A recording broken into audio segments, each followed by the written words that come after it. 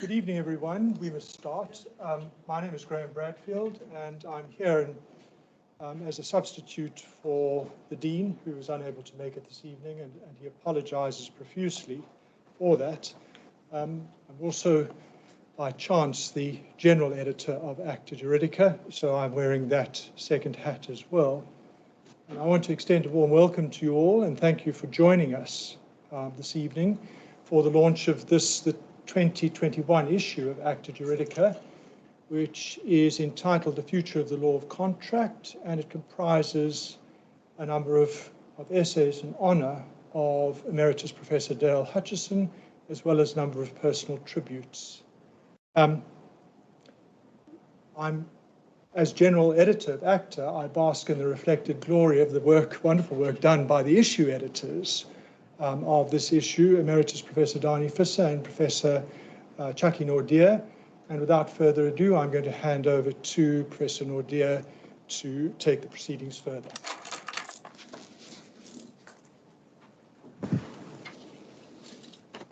Thank you very much, Graham. So I have had the absolute privilege to co-teach the law of contract at LLB level and LLM level with Dale since 2009. But by the way, I also teach aspects of sale, lease, and consumer protection with Dale's son, Andrew Hutchison. And it's been an absolute pleasure to work with Dale. Unfortunately for me, he only had a 50% appointment at UCT since 2009 when I was appointed, or maybe even earlier. And so he didn't have an office in the building, but only came in to give his lectures and left for most of the time spent at ENS. So I regret that I couldn't spend even more time with Dale in the corridors and in the common room and so on. But we did make up for it with some lunches and dinners elsewhere. So what stood out for me most, and what I remember most from Dale as a colleague, was the time that we, maybe I must take this off, the time we spent together most, where we worked most closely together, and that was during the contract law moots every year. So at that time, we spent a lot of time finalizing the moot problem, drafting reading the heads, and judging the oral argument. And I saw in these times why Dale is not just an awesome researcher and a teacher, but also excellent in legal practice. Because what happened is that we were lucky that Advocate Andre Gauci, SC from Joburg, approached us and offered to supply us with potential moot problems based on totally anonymized facts of actual cases that he was involved in, and later was joined by other advocates, Desiree Lundstrom, Jason Mitchell, and Advocate Ishmael Jamie, and some of them said they would join us tonight electronically. So I'm very thankful to them. But anyway, I was always impressed with Dale's very crisp and clear analysis of the potential moot draft topic supplied by these advocates, and his incredible knowledge of the relevant case law, including on minor points, and where relevant, the academic writing on both sides. He also always asked amazingly perceptive questions of the students during oral argument. And as always, also when he taught the LLB and LLM courses, he invariably needed no notes, but asked just the most excellent questions, whereas I had to think deeply and make notes and stuff. So I'm very lucky that Dale has continued to teach on the advanced contract law LLM since his retirement. And it's my ardent wish that he should continue to do so at least until he's fully retired from ENS. So he brings a wealth of practical knowledge, academic research, clarity of analysis, clarity of explanation to bear on all the topics he's been teaching. And I really don't know what we will do without him on that course. So Dale, you have to, I'm not leaving you alone until you are ancient. Okay, so Donnie has asked me to say something about the theme of the book. He will say more about maybe I should say this. I say more about Dale in my tribute in the book. But as I only have 5 minutes, Donnie has asked me to speak also on the theme of the book. So I'll just say something briefly on its theme and some of the topics addressed. Of course, Dale has done significant work in various areas of the law, not only the law of contract, inter alia, succession, and delict. But we decided to choose one theme and go with one field of the law. So we chose the law of contract, as in the latter part of his career, Dale focused more on the law of contract, both in his teaching and in his legal writing. So we asked some leading South African writers and some people who collaborated with Dale internationally to write contributions on this theme. And we asked them to address the theme of what would make the law of contract fit for the 21st century, able to deal with the challenges that the modern world presents. And so I won't say that much about the different contributions, but I'll just say that the book starts off, and I'm hoping that this will whet your appetite to buy the book. It's available downstairs in the common room for the people who are here in the mood afterwards to buy. The contributors will still get their copies through Juta, but it's also obviously to buy on the Juta website. So the book starts off with contributions by 3 highly regarded international scholars who collaborated with Dale. One is Roger Brownswood, who very much addresses the theme of the book, and he shows how contract law is challenged by issues such as the role of good faith, contextual interpretation, and regulatory contract law, particularly consumer protection law. He also discusses the challenge of contract automation or smart contracts, which are self-executing contracts written on the blockchain platform for contract law itself. And Eric Clive also considers some fundamental questions about the law of contract, which I don't have time to set out in full, but these focus on breach of contract, on which he has previously written with Dale, and it includes the role of good faith as well, and when is a breach serious enough to justify cancellation. Hector McQueen is a famous Scottish academic, but he was also for a long time a Scottish Law Commissioner, and he considers questions such as whether law reform bodies such as the Law Commission should, when making their recommendations, have in mind judges as well as legislatures. I won't say much about the South African writers, I just feel I have to mention the themes.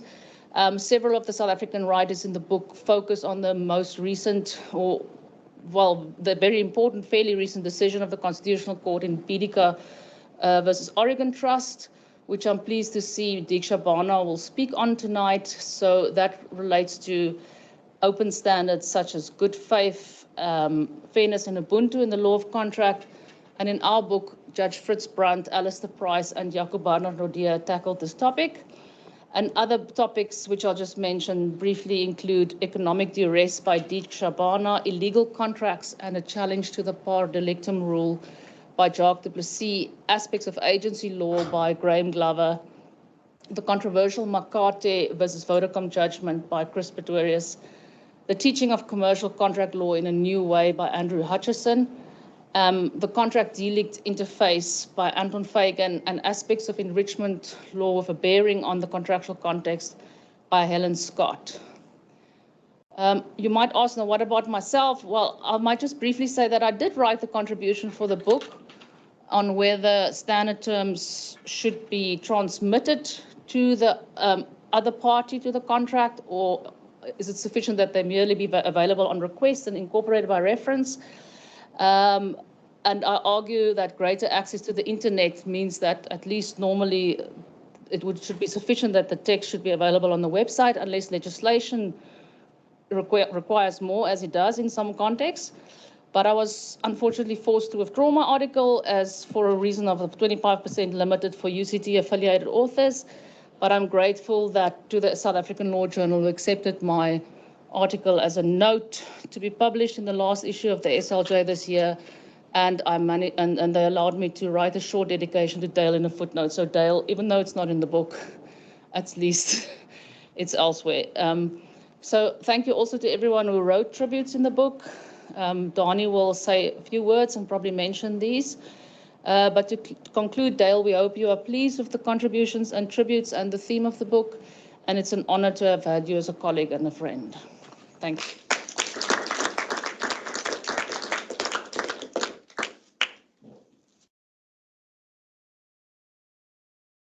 Good evening, everyone.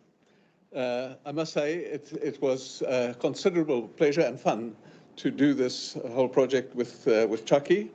And it is a great honor for me to be able to do this book for my old friend Dale. Because from the moment that I arrived in the faculty, Dale made me feel welcome. And he immediately gave me very valuable advice on how to navigate the corridors of PD Hahn, both literally and figuratively. So thank you very much for that, Dale. But Dale was also a great mentor in many ways. He was an example to me of how to be an academic. And he also taught me very much how to write properly in English, something for which I'm also truly grateful. But most of all, it's a great pleasure for Anita and myself to be able to say that we've been friends with Dale and Jill for so many years, close to 40 years now. And it's also wonderful that their children can be with us tonight, some in David and his wife in the moot room here, but Helen and Andrew join us online. So Chucky has given you an overview of what the book is all about. And I'm just going to say a few words about the making of the book and also a few words of thanks to those who have made it happen. So the first thing is that it was truly wonderful to experience the enthusiasm of everyone who had been asked to contribute. Everyone said yes. Now, as it happens, of course, now and again someone says yes, but can't actually deliver in the end because academic life is a complicated thing. So there are even more people who would have been in here if things had just worked out a little better. But each and every one was very, very enthusiastic about taking part. And the other thing was, it was also really gratifying to see that everyone did a really good job. Everyone took it very seriously and wrote a really good piece. So in the end, we have thoughtful tributes and we have thoughtful academic contributions in the book. And so this is a tribute to Dale, who's done so much for the law of contract, but in this tribute to the authors who have taken place also make a very considerable contribution on the thinking about the law of contract. So just to say a few words of thanks to those who have made it happen. So first of all, of course, as I said, a big thank you to all the authors. You've seen their names run past you on the screen, and so I won't mention all of them, but Chucky has already done that too. So a great word of thanks to all the people who contributed to the volume, and of course to the anonymous referees who did also a very good job. You know who you are. So then a big thank you to Shelley Ritchie. Shelley, many thanks for your dedication and for not allowing any task ever to be too much. Then also a big thank you to the Dean and the faculty for throwing their weight behind this project, and also for allowing us to use the 2021 Acta Juridica as a vehicle for this project.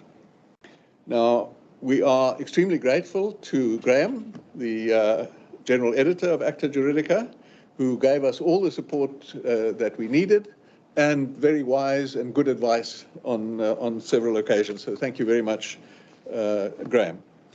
Then many thanks also to the super professional team from Jutas, especially Philippa van Aert, Linda van der Vyver, and in the last days, bringing all of this together also, Malizole and Malloy. Thank you all for making all of this happen. And then last but not least, a heartfelt thanks to Gaby Ritchie, who organized this evening, together with Jutas, of course, and with the efficiency and care that she brings to everything that she does. So it's my pleasure then to introduce our two guest speakers, and I'm going to introduce both of them now, and then they will speak online, one after the other. Our first speaker is Diksha Bana, who is a professor of law at Wits. Now, she started her academic career here at UCT, doing a BCom and an LB, and then went on to do a master's and a PhD at Wits. She has written prolifically and incisively on the law of contract, and much of it deals with the interaction between contract and the Constitution. So tonight, she delivers the paper to celebrate the launch, and after her speech, Ezra Davids will make the speech that I know that perhaps each and every one of Dale's many students of the past would like to make, and that is he's going to say a few words about Dale Hutchison as a teacher. Now, Ezra, too, is one of the great success stories that Dale helped to launch. He did his legal training here at UCT and then later also studied at Wits and Harvard. And he is one of the most experienced merger and acquisition lawyers in the country, and he is the chairman and senior partner of Bowman's. So those are our two speakers, and I hand over to Diksha Bana now. Thank you.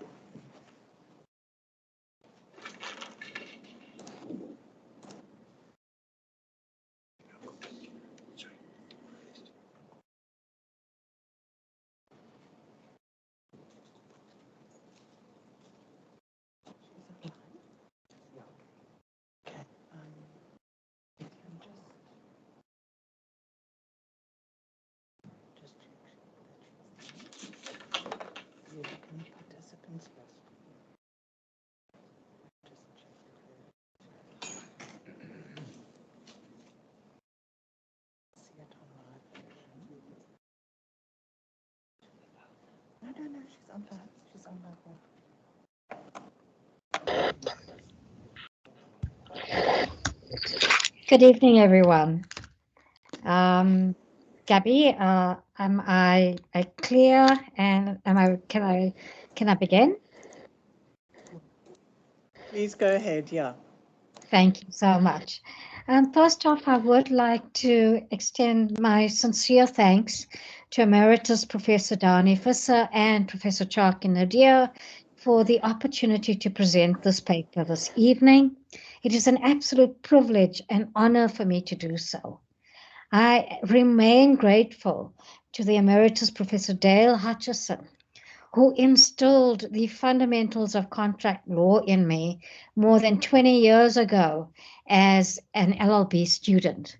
Those fundamentals continue to hold me in good stead today. So this paper is a paper I've been working on with a colleague, Minette Norkia, and it looks at the Boudica judgment in a little more detail. Next slide, please. So it is only apt that I begin with the wise words of Dale Hutchison himself, and I quote, "It can safely be said that the most burning issue in the modern South African law of contract is the extent to which a judge can refuse to enforce an otherwise valid contract term on the grounds that, in the particular circumstances of the case, he or she considers that it would be unduly harsh, unfair, or unreasonable to do so." End quote. Hutchison explained that this matter goes to the core of contract, namely the balancing of the demands of certainty and fairness in the law of contract. In 2019, Hutchison highlighted the dissonance in the jurisprudence of the Constitutional Court and the Supreme Court of Appeal and called on the Constitutional Court to settle the matter. Fortunately, in 2020, the Constitutional Court heeded this appeal in its watershed judgment of Boudica. Significantly, Boudica marks a point of departure for the future of South African law. And there's already been a flurry of academic commentaries on this case. In our paper, we add to this discourse with a view to mapping a feasible way forward. So this paper is not so much a deconstruction of what the judges said, of the judgments in Bidika. Rather, we draw on the majority judgment of Justice Thron and the minority judgment of Justices Froneman and Victor, respectively.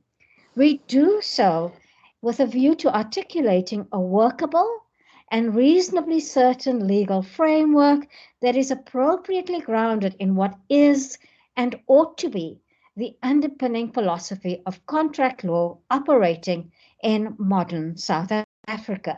Next slide, please. So the overview of this paper, it's broken up into 4 parts. In the first part, I look at the broader implication of the Constitutional Court's categorical pronouncement in Bidika that reasonableness, fairness, and good faith are not free-floating concepts that are based on what has been termed judges' individually perceived notions of justice. I then look at the Doctrine of Legality's 2-stage public policy test of objective and subjective reasonableness. Before going on to highlight the need to reconcile this 2-stage test with what ought to be the underpinning philosophy of our modern constitutionalized contract law, focusing specifically on the narrower factor of fairness and the sub-factors used to determine it. Finally, in the 4th part, I conclude. Next slide, please. So, dealing with reasonableness, fairness, and good faith first. Bidika pronounced that these are underlying values that inform public policy, as opposed to freestanding rules in themselves, on the basis of which a court can refuse to enforce a contract or a term. The court went on to emphasize that these values underpin all the doctrines and rules of contract law. In the words of the court, they perform creative, informative, and controlling functions in that they underlie and inform the substantive law of contract. So, if we are to take these pronouncements seriously, it means that we need to develop the doctrines and rules of contract law generally to give effect to the values of reasonableness, fairness, and good faith, as opposed simply to maintaining the status quo, as seems to have been the practice by the SCA in previous cases. A further side note is that insofar as reasonableness, good faith, and fairness must inform all of contract law, we must be conscious not to overwork the doctrine of legality, as that is simply one portal through which these values need to be infused in contract law. So for me, the fundamental point about this part of the judgment is that it puts an end to the preoccupation with the dangers of extremely subjective conceptions of fairness, reasonableness, and good faith based on judges' individual senses of justice and fairness. Okay? And further, it emphasizes the need to link these values to a more objectively ascertainable standard.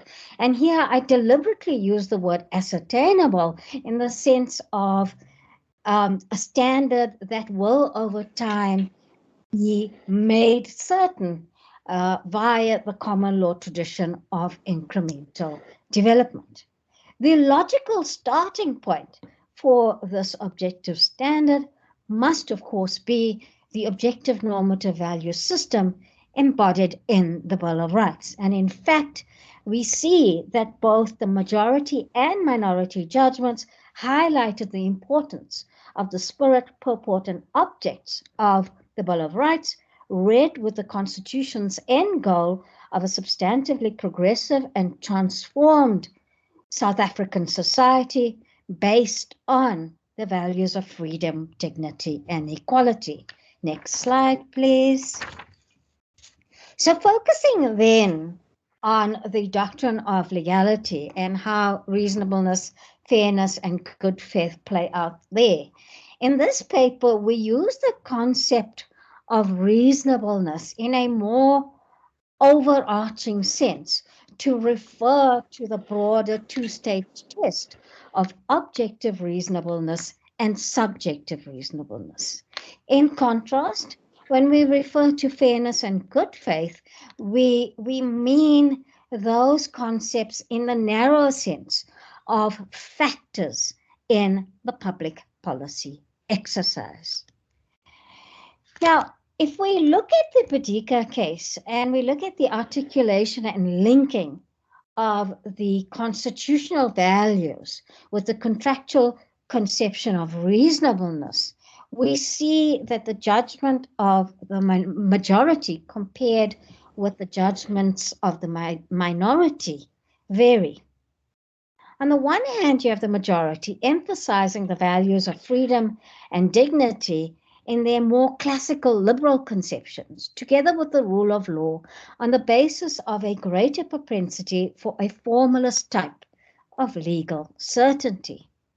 In contrast, the minority preferred the values of equality and Ubuntu in their more modern collectivist conceptions on the basis of their proclivity for a more substantive, and I quote, socially situated, a communally understood conception of personal autonomy, where fairness at least takes account of the reasonable expectations of parties to the contract as well as that of the wider community, even if this leads temporarily to greater uncertainty. Next slide, please. So the key to moving forward with the doctrine of legality is to marry or reconcile the ideological positions of the respective majority and minority judgments in Bidika in terms of substance and form, and to entrench therein the value of reasonableness, as well as the factors of fairness and good faith in a manner which, although less certain, at the same time avoids so-called palm tree justice. Next slide, please. So getting into the doctrine of legality in a little more detail, we know that this has been articulated as a two-stage test. It is important to appreciate that the doctrine of legality contemplates normative adjudication as opposed to a more mechanical application of rules with minimal judicial discretion. The use of the public policy scale, therefore, is to carry out what the court terms a careful balancing exercise, and then to make a value judgment. Now, in a constitutional context, where the culture of justification, as outlined in the early days of our Constitution by the late Muranic, this culture of justification has to be an intrinsic part of making a value judgment. Indeed, this is what will distinguish the idiosyncratic preferences of a particular judge from a legitimate mode of legal reasoning. It also then bolsters the argument that we need to tie the legal reasoning in conducting this public policy exercise with the objectively ascertainable values and rights as entrenched in the Constitution. So looking at this public policy scale, next slide, please. you find that we have, and this is basically derived from Barkhuizen and has now been informed by Bidika.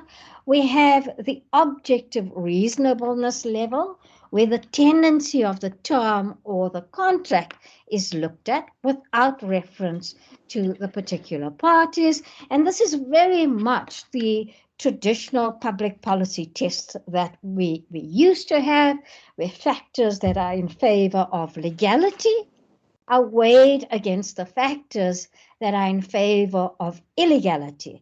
And then a value judgment is made, and the court will hold that the contract or clause is valid or void. Should the clause be valid, we now have the Barkhuizen case, which introduced a second level to the public policy test, being the subjective reasonableness leg, where we look to see whether it is reasonable to enforce the term or the contract in the particular circumstances of the case. So this is really the part that brings in more of a subjective context. And here the idea is to weigh the factors in favor of enforcement in the circumstances against the factors in favor of non-enforcement in the circumstances. Next slide, please. So when we look at the two-stage test of objective and subjective reasonableness, what we find is that whilst we have a framework, there is a lack of clarity on certain issues. For starters, what are the source of the factors that we put on this public policy scale on the objective and subjective levels, respectively? We submit that it's got to be the public policy sources, namely freedom of contract, pacta sunt servanda, the boni mores, general public interest, fairness in an objective sense, and I'll discuss that in a moment, and the Bill of Rights. So it's the traditional public policy sources, but also now the Bill of Rights, the rights and values are that are articulated in the Constitution. The second question that we're faced with is the weight that we should be attributing to factors. How do we determine what weight to attribute to certain factors? And we haven't had much guidance on this. Presumably, weight will depend on the source of the particular factor and its relevance in the context. I do think that over time, we can develop guidelines that will give us a better sense of weight to be attributed to various factors. And then the final area where there has been a lack of clarity in the jurisprudence relates to whether a factor belongs on the objective or subjective level of the public policy test. In principle, when it comes to the objective level, if the factor relates to the clause or the contract itself without reference to the parties, that is objective. Whereas when it comes to the subjective, if it relates to circumstances or attributes of the parties in the particular case, it is subjective. Now, in principle, that's quite clear-cut, but what we have seen in the cases is a tendency to mix these up and to put subjective factors on the objective scale, for example. So bearing all of this in mind, next slide, please. Our proposed framework is as follows.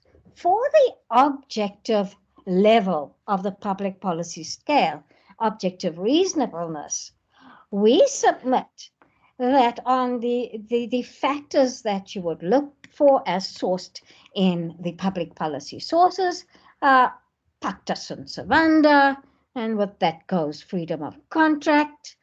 We also have general considerations like security of the bargain and the very important concept of legal certainty. We can also consider whether the clause, in addition to freedom of contract, serves a legitimate purpose and assess the importance of that purpose. Okay. Generally, we also find that constitutional rights and values come in. And what we've seen from the cases is freedom and dignity in their more classical liberal sense, read together with the rule of law, are in support of a valid contract on the objective level of the scale. In contrast, on the invalid side, what we would have are the obscene excesses of freedom and dignity. Those would undermine the values of freedom and dignity. Also situations where we have an infringement of a right. We look at the extent of the infringement and the reasons for protecting that right. Those are factors that we look at, okay? When it comes to fairness, we argue that at the objective level, our courts should take a fairly conservative approach. And we submit that here it's really the doctrine of unconscionability that should apply. Because remember, at the objective level, we are focusing on the tendency of a clause without reference to the particular circumstances of the parties. So it's got to be a situation where the clause is so grossly exploitative or unconscionable as to not be in the public interest. Other considerations would be the boni mores and public interest. Here we thought in the Bodica context, perhaps if the clause, objectively speaking, inhibits transformation in a more general sense, perhaps the value of equality could be brought in here. But in relation to fairness, the point is it has very limited application in relation to the objective level of the scale. All right, and this accommodates legal certainty. I've also mentioned the proportionality of the test, but it's not necessary for me to go into that now. Next slide, please. If we then move on to subjective reasonableness, the factors that we were able to extract from Bark, Hayes, and Redworth Bodica were as follows. The first thing being the personal attributes of the parties, such as their socioeconomic status, are they educated, middle class or illiterate, or vulnerable? The second factor that was identified was whether there was an inequality of bargaining powers between the parties. And importantly here, we know that you need evidence of this. You can't simply allege this. The third factor, whether the party who alleges that the clause should not be enforced was aware of the clause.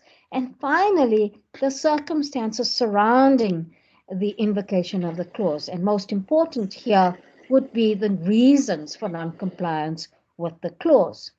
We could also consider the effect of enforcement of the clause on the parties in terms of constitutional values and other policy considerations. Next slide, please.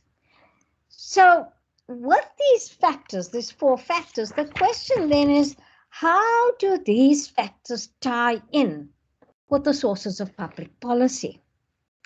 And we argue that when we look at the considerations that are placed on the objective level of the scale, then in relation to the subjective level of the scale, they've got to be, those same considerations need to be looked at subjectively in relation to the particular attributes and circumstances of the parties that are before the court.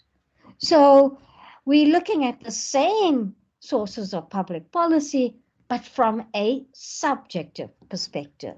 Next slide, please.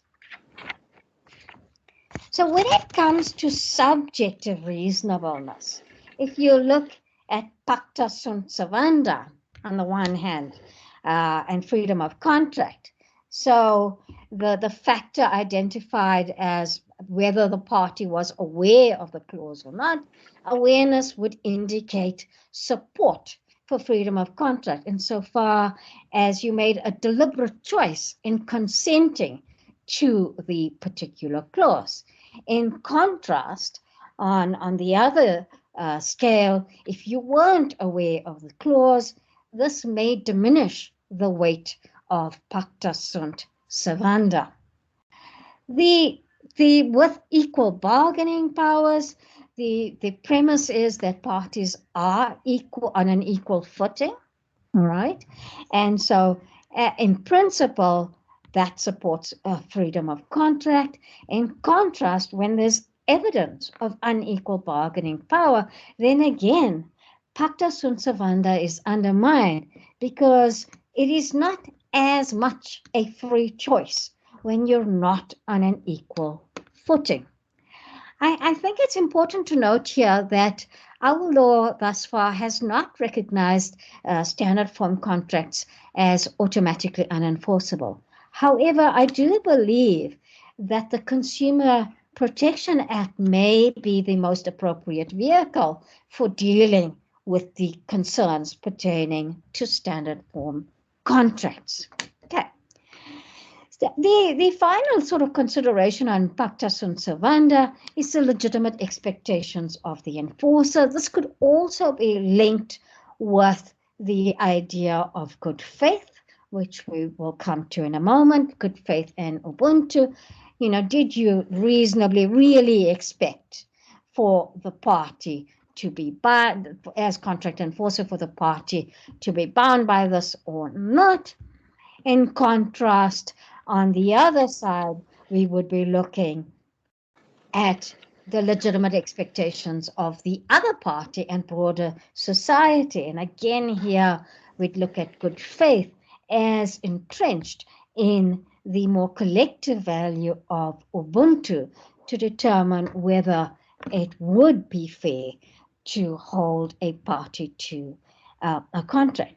So again, with fairness here, we find that, but before I move on to fairness, with the other sources of public policy, like the public interest, the boni mores, and the Constitution, here we look at whether enforcement in the circumstances would be against the public interest or the boni mores, or not in line with particular rights and values of the Constitution.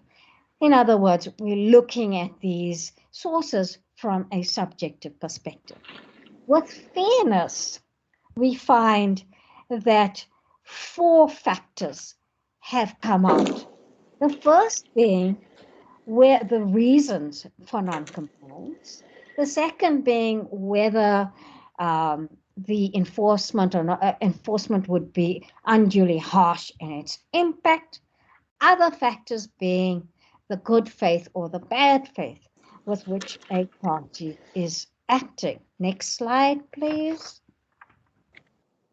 So if we go to these factors and again tie them back to the public policy considerations, we argue that when it comes to the reasons for non-compliance with the relevant clause, those reasons need to be tied with considerations of freedom of contract, pacta sunt servanda, and unequal bargaining power, including the personal attributes of the parties, such as their relative socioeconomic status and their vulnerability, which may explain why they were unable to comply with the clause. So again, it shouldn't just be any reasons, but it should be tied to these particular considerations. When it comes to the unduly harsh impact of enforcement, Padika is clear that disproportionality on its own cannot be used as a basis for getting out of a contract. And so that leaves us wondering what unduly harsh impact means. Again, here we submit that if this factor is to have any sort of impact as a factor in the exercise, it's got to be linked at least to freedom, dignity, equality, and Ubuntu, particularly in terms of the relative socioeconomic circumstances of the parties. What is interesting about this case and how the test was applied in Boudica is that if you look at the majority, the emphasis was on the individual, very much in the kind of classical liberal tradition of self-reliance, self-interest, and self-determination. Whereas in the minority judgment, the individual was seen more as a socially situated, independent being. So in the end, we think that when assessing these judgments, we need to reconcile them with the constitutional end goal of enabling an individual substantively to realize their vision of a dignified good life in an aspirant, egalitarian South African society. Last slide, please. In conclusion, we submit that Boudica has moved the debate in contract law forward. The majority judgment provides a concrete legal framework that can enable normative adjudication contemplated by a modern doctrine of legality that takes the value of reasonableness and the factors of fairness and good faith seriously. Its ultimate success, however, requires a reconsideration of the classical liberal underpinnings of contract law to one that is better aligned with the spirit of the minority judgments, at least at the subjective level, if it is to have any teeth. Arguably, a complementary reading of the majority and minority judgments, where the content of the values outlined in the legal framework of the majority is fleshed out by the relevant parts of the minority judgments, will lead to the striking of a more appropriate balance between the need for fairness and certainty. Thank you.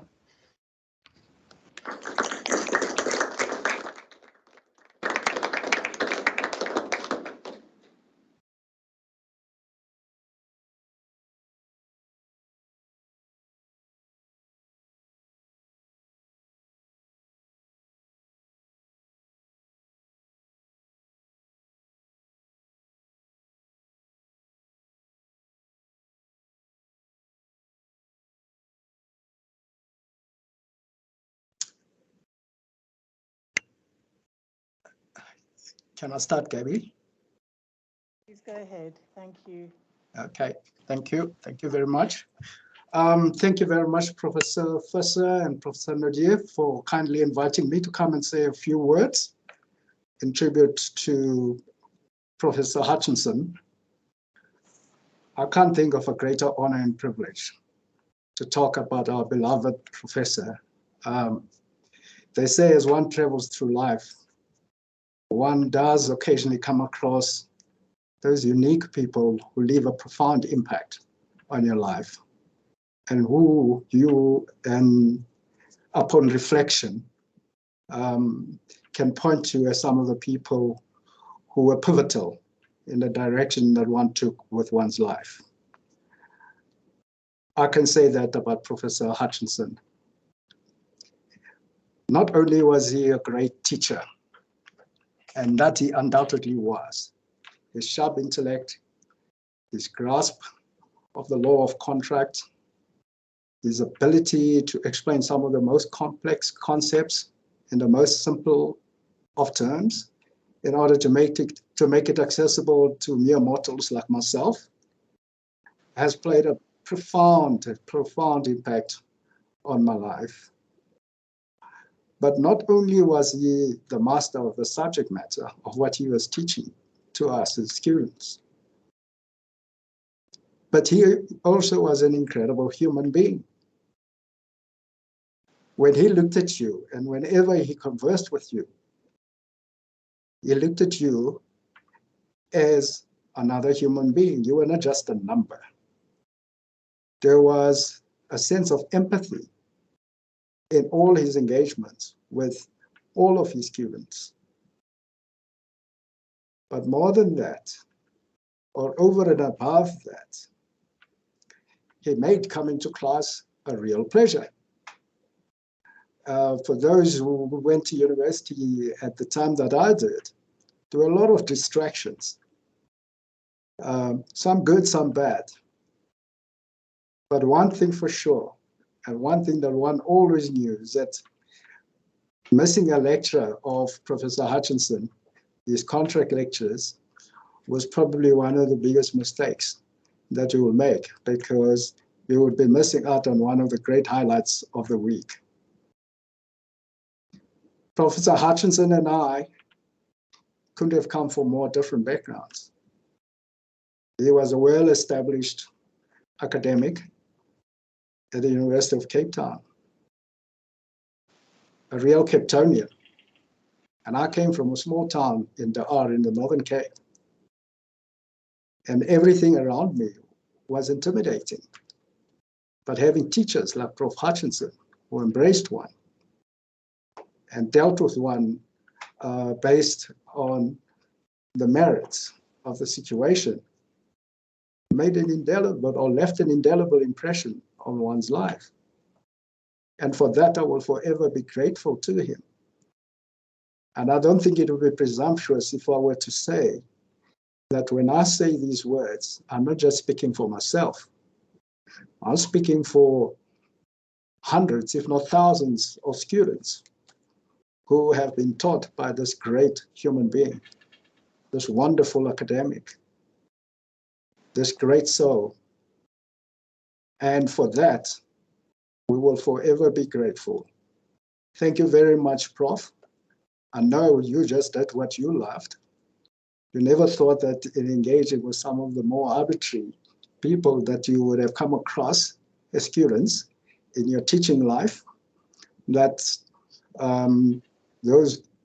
such engagement will have such an impact on the lives of those particular individuals, including myself. But you have, and it's important that you know about it whilst you're still around. It's always the mistake that we make as human beings. We wait until someone has passed before we start talking about the good that they have done in life. Prof, thank you very much. We'll forever be grateful to you. You will be forever my teacher, my mentor, a hero. And for so long as I'm around, I will always pay tribute to your legacy. And I'm saying this on behalf of all your former students and those whom you have engaged with as your peers. Thank you very much.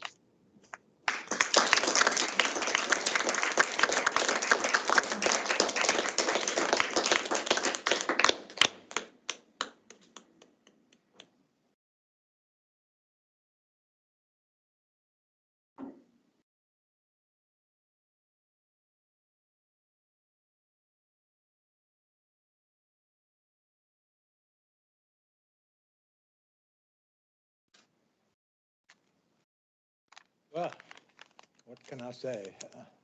Ezra, yeah, remarkable. Thank you. I'm humbled and very grateful and touched by what you've said. Thank you so much for those words. Of course, there's a lot of puffery in there, I might as well. Still remember those lectures, still remember. Diksha, thank you for your talk. Very interesting. I agree with you totally that the Baedeker judgment is not the last word on this subject. I personally very much like the majority judgment, fits in with the way I see things by and large.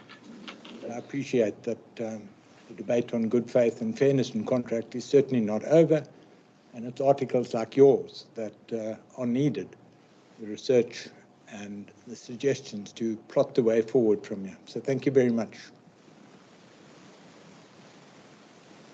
So let me start with general thanks. Thanks, first of all, to all of you for attending.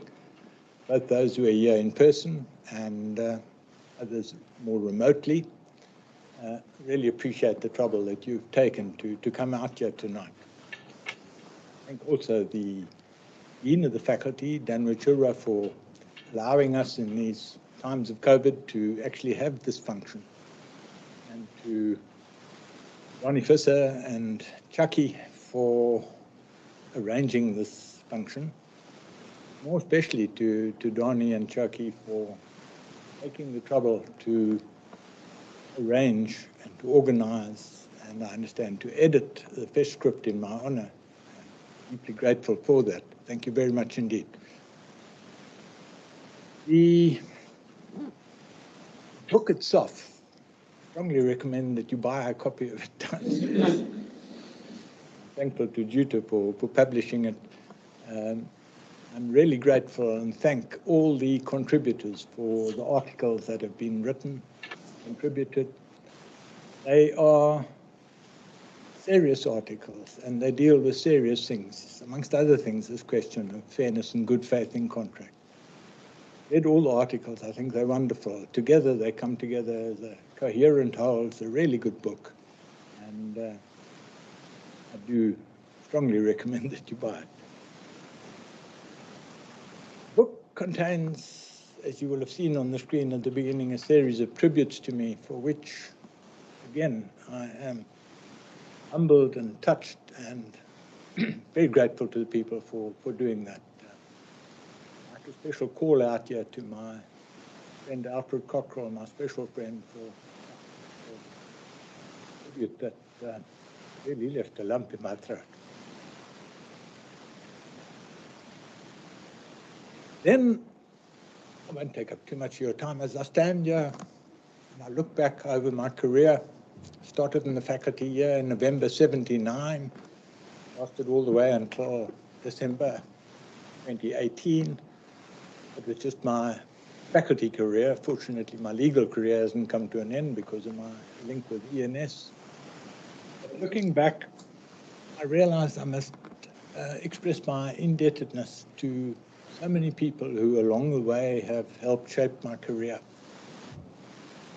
Starting with my student days, I think in particular, academic mentors, Solly Lehman, and more particularly Barry Dean.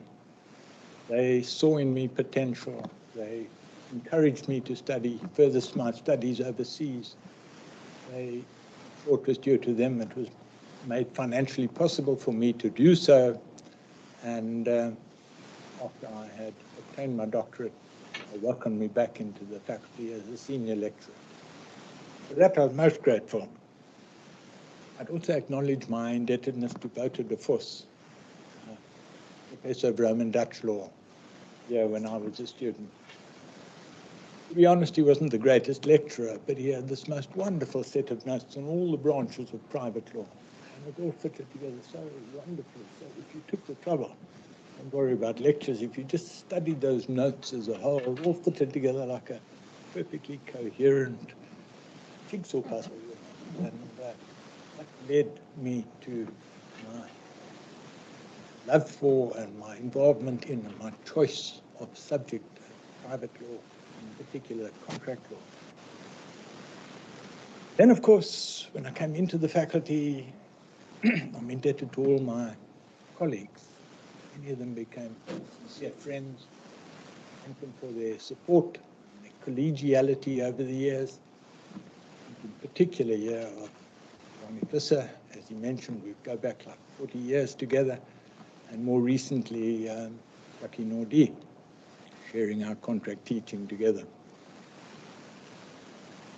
Ronnie and I both applied for the vacant chair after Wouter de Vos retired.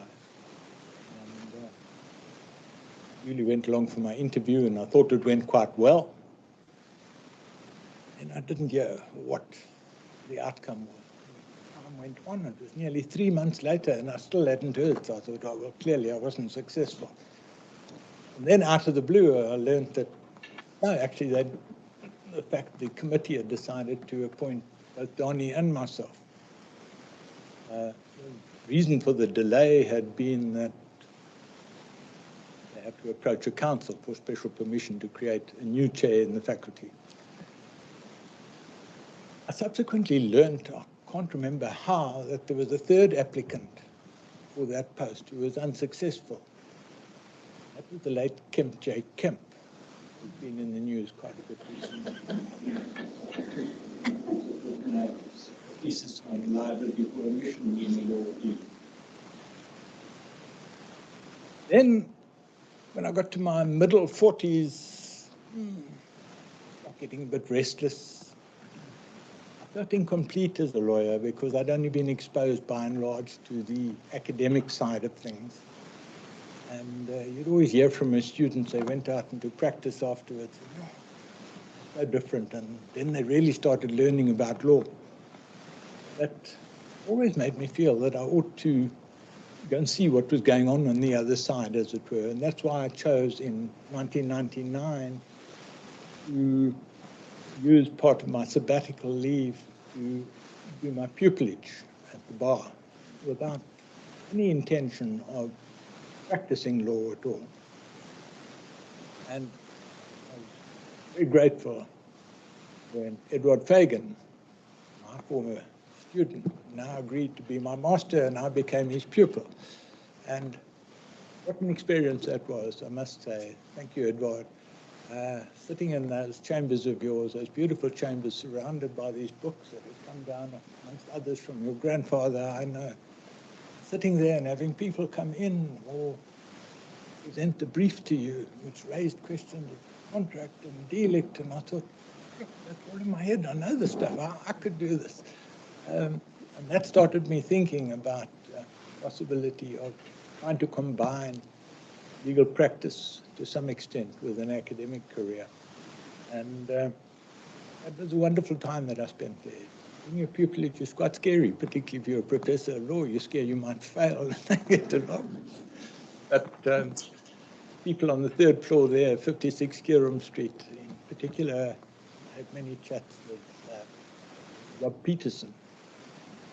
Then about a year or two later, I took the plunge and went on a 50% post year at UCT and went into chambers at the bar there. But Rob and I worked quite closely together. I'm grateful to him for giving me a start, as it were, and helping me. But I was doing quite a lot of work for Sonnenberg's, and it was after I'd been at the bar for about 18 months when Jan de Klerk approached me with a proposal that I actually move in to Sonnenberg's and become a sort of in-house counsel. They called me a knowledge manager or something like that. Very vague. I mean, just keep up to date with the law, talk to us, and want to be at the cutting edge of the law. Part of a whole new approach that the firm was taking at the time. So that suited me down to the ground because I was going to have an opinion practice at the bar, and I had like a guaranteed set of work and guaranteed money coming in every month, and that not having to face your clients' money and so on. That was wonderful. So I'm very grateful to Sonnenberg's, what used to be SHG, now ENS, for taking me in like that. Utterly enjoyed it. To some extent, it seemed that I was maybe being a bit disloyal to the faculty, turning my back on the faculty to some extent. I don't speak too highly of combination, both an academic and actually working together with practicing lawyers, seeing the real things. You know, you can teach for years the law of contract without really seeing big commercial contracts. You work with them all the time, you see things in a different way. You start, amongst other things, appreciating the need for certainty in contract as opposed to very vague, open-ended standards. And I made some good friends there, and I'm really deeply appreciative of my colleagues, some of whom are here tonight. In particular, Angela Itzkovitz, thank you very much for your friendship and making me feel part of the home. It's wonderful for me that being retired as I have to do at the age of 65 from UCT, that the work. I can't imagine myself as not being a lawyer to a certain extent. Continue working like that. It's wonderful for me, and thanks very much for that. And then, last but by no means least, related to my family. Well, childhood sweetheart, I might say, as back years, can you believe it? She's been my support all the way through, right through my days, student days, and time in Cambridge, typing my thesis, many other ways like that. Thank you, Joel, for that. For my 3 children, of whom I am immensely proud. My oldest son, Andrew, I'm now pleased to report, has been elevated to a position of full professor in the law faculty. My daughter, Helen, is practicing now as a neurologist in Vancouver. And my youngest son, David, sexy socks man, I had to really breaking the family tradition. Qualified lawyer, decides to go out into the dangerous, risky world of entrepreneurship, running your own business, creating your own company. That is superb, wonderful.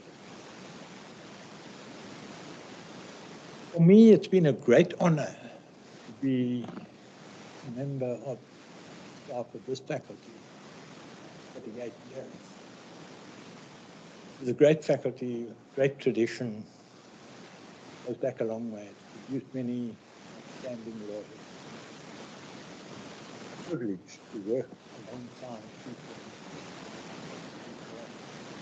who are outstanding lawyers by any standard. I won't mention names for obvious reasons, but one in particular that I will mention is Arnold Zimmerman.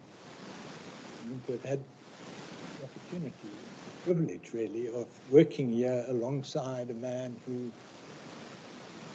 used that magnum opus of his, the law of obligations, while he was a professor, and got the call to go to post in Germany. And he's now one of the leading lawyers, academic lawyers, certainly in the world.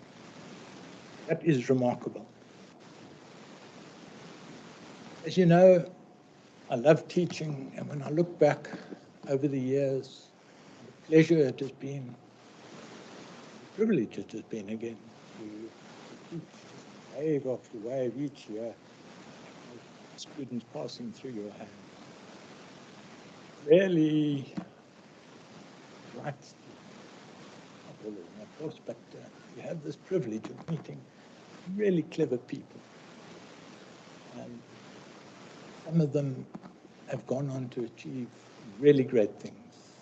You realize when you see what happens afterwards that when you taught them, you had more knowledge than them. And you realize afterwards that many of them were a lot brighter than you are. And you come to appreciate that.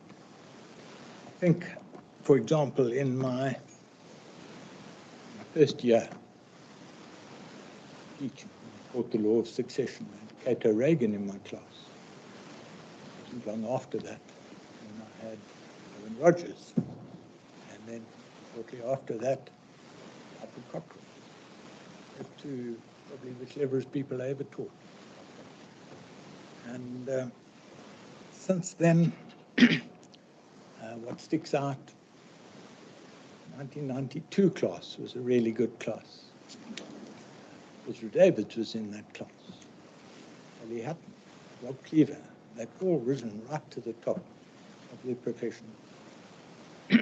Sally, I believe, is at the top of Weber Wenzel. We've seen now that Ezra's at the top of Bowman's, and Rob Cleaver doing extremely well over in England, or Hong Kong, the last I heard.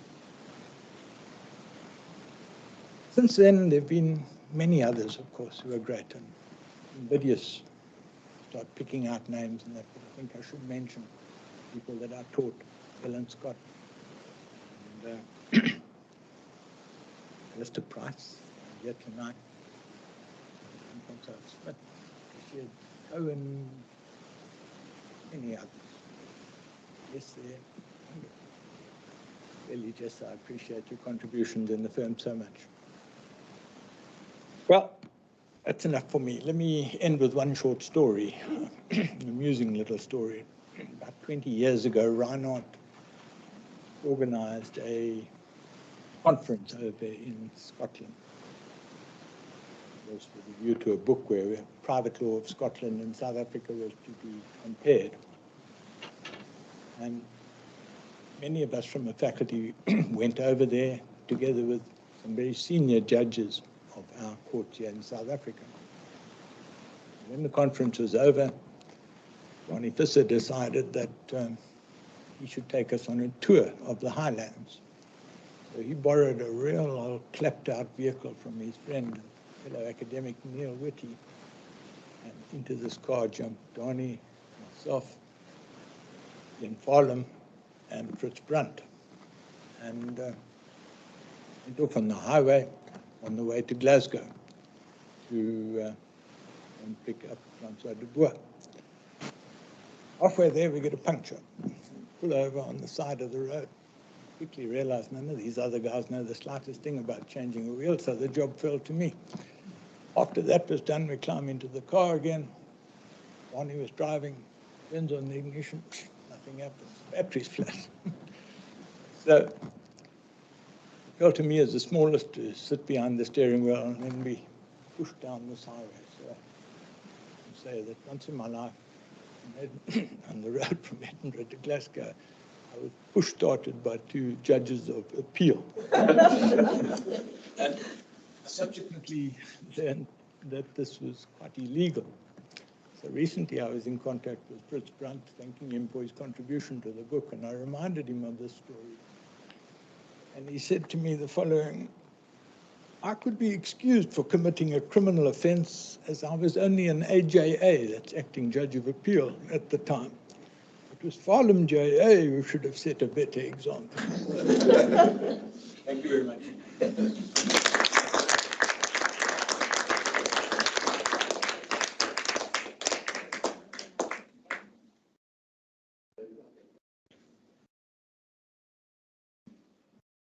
Well, thank you very much, everyone, joining us online. That is the end of the formal proceedings of the evening. Thank you very much to all, and thank you very much to the contributors and everyone who joined in. Thank you very much.